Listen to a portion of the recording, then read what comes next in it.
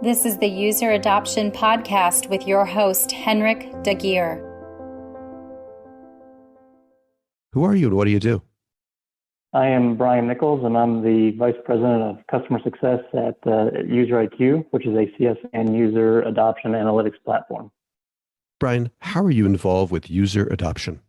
In two ways. From an external standpoint, our vision at UserIQ is to create a world where any business can deliver exceptional customer success. I think as a lot of the listeners know, any customer journey begins with them adopting your solution. My day-to-day is involved in providing outcomes for our customers from an objective and subjective measurement to help them improve user adoption. From an internal standpoint, as leader of the CS team, we face the same challenges that other organizations do in finding the best way to get users to adopt our products. So not only am I looking at ways to improve our customers' experience with their customers, I'm also looking at different strategies to improve our customers' experience with our platform. So a little bit unique in being a CS leader at a CS platform. Brian, what are the biggest challenges and successes you've seen with user adoption?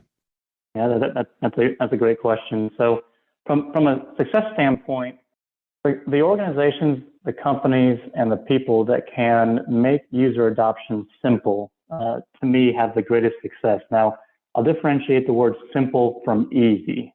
And simple simply means that their customers, their users, have a really good idea of how to get the greatest outcomes or values from your product.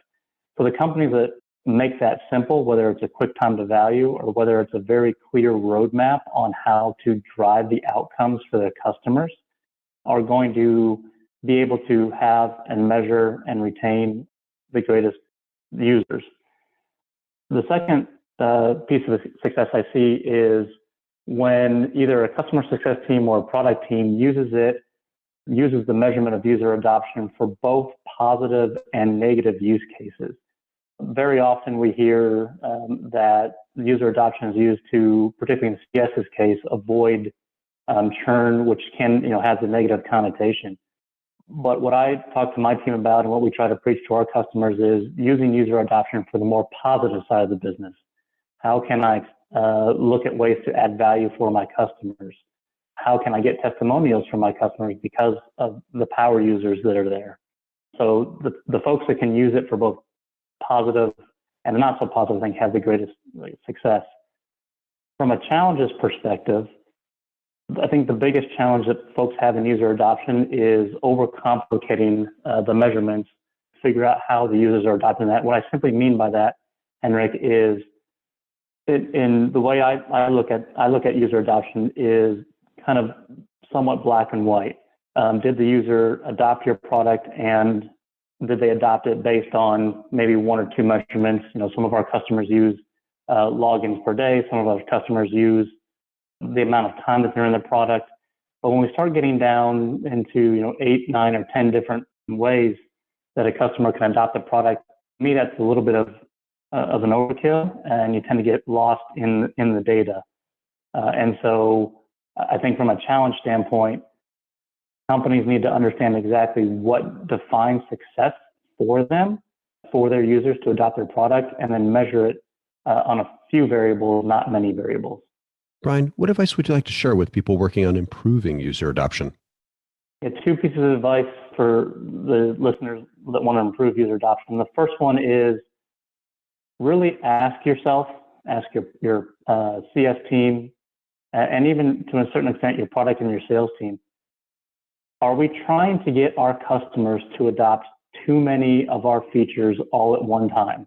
When we get into the onboarding process, are we asking them to adopt 15 different items, and therefore we only get halfway through each one of those items and they never really adopt them?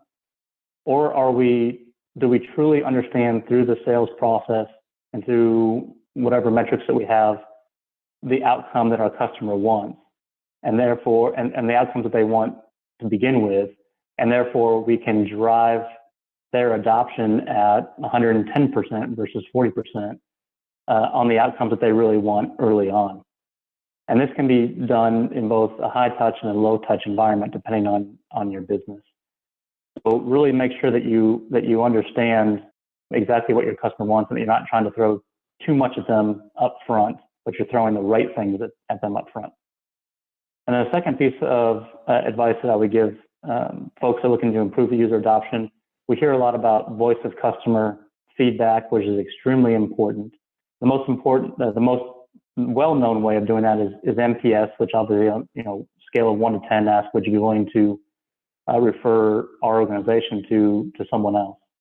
I would strongly encourage or recommend to the listeners to supplement that with what we call a value survey.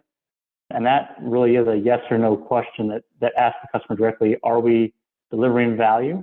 Are we delivering the outcomes that you want through our product, yes or no?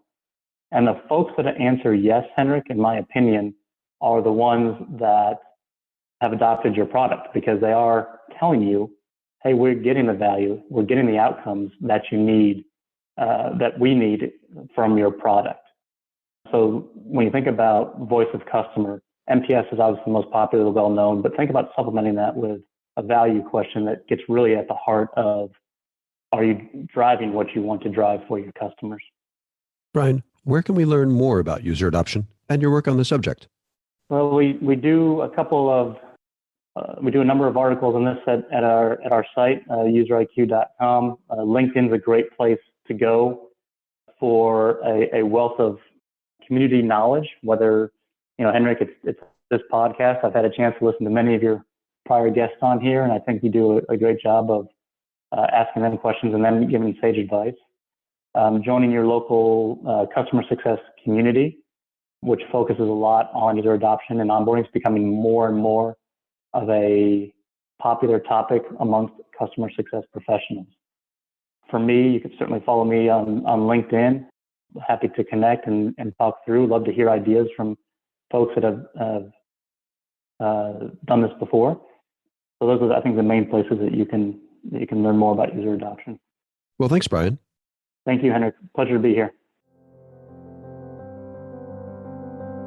For more on this, visit useradoptionpodcast.com. Don't forget to please subscribe, rate, and review.